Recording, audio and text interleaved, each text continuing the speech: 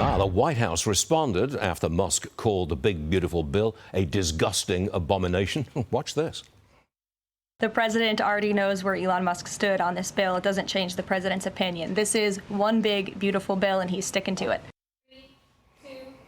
Former House Speaker Newt Gingrich with me on the set in New York City today. Newt, welcome back to the show. Good to be with you. Did Elon Musk just blow up the big, beautiful bill? No, I think he's a brilliant guy. He single-handedly has put Americans back into space in a big way. But he doesn't understand politics. He proved over the last 4 months that it was an interesting experiment and it didn't work. And I think very few House or Senate members are going to take him seriously. Really? Yeah, they're just going to, I mean, look. Oh, they dismiss his comment. They're just going to say this is not, he doesn't know what he's talking about. Now, I do think there are senators who have very real concerns on the spending side.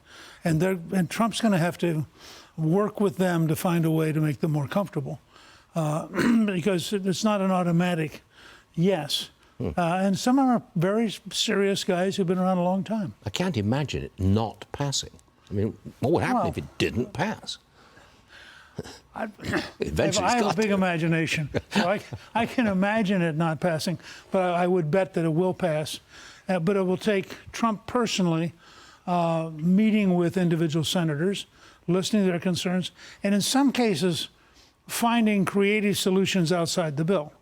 I mean, if somebody comes in and says, I really want to help cut spending, they have a rescission bill as a start. Yep. They'll have some more rescission bills. There'll be other things they can do. And look, this is what the Founding Fathers wanted.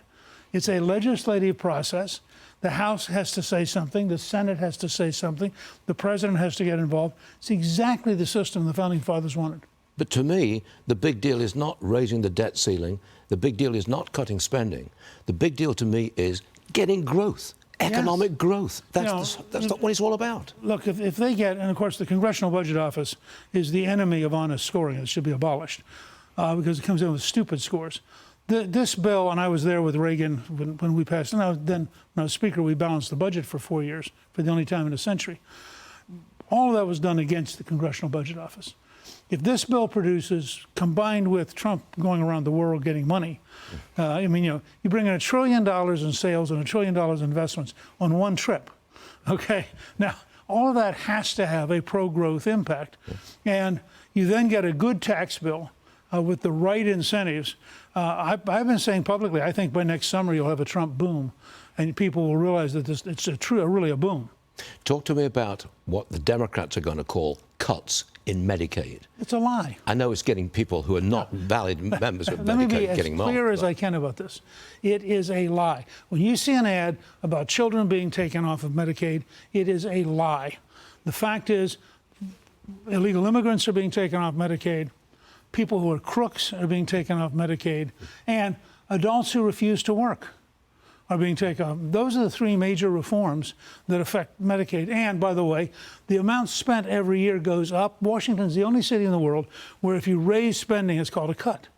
And that goes back to the Congressional Budget Office's, left-wing bureaucrats. Okay, last one for you. The Department of Justice has opened up an investigation into Biden's competency and the use of the Autopen. Newt, do you believe that the pardons signed with that Autopen are valid? No. Because I think what you're going to find out is, and this is not a Biden problem. I mean, Biden ceased to be president sometime in 2023. This is the problem of people who were usurping the constitutional power of the president, behaving as though they were the president. In one day, they commuted the sentence of 2,400 people. Now, nobody believes that Biden had a clue. And so I think this is going to be the biggest scandal in American history by the time we realize how many different people were doing things that were illegal. You kindly presented me with a book, your book, yes. The new book, Trump's Triumph, America's Greatest Comeback. You like the guy, don't you? I think he's amazing. And I think what I tried to do, we began writing this in October because I was convinced he was going to win. And I wanted to explain how he won, which is the Trump's triumph part. And I wanted to explain the American people as a movement, which is the part about America's greatest comeback. And I think in terms of capturing where we are right now, we went back and reviewed, after a lot of things happened in the last 5 months, the two things we missed the Gulf of America, and we missed the idea of annexing Greenland and Canada. Other than those two, the book turned out to be, because I've known Trump a long time, turns out to be remarkably accurate in explaining both how he survived and won, and then where we're going to go as a country. Newt Gingrich, a real pleasure Always to have great you to on be the with show. you. Good to see Thank you, you. sir. Thank you very much indeed.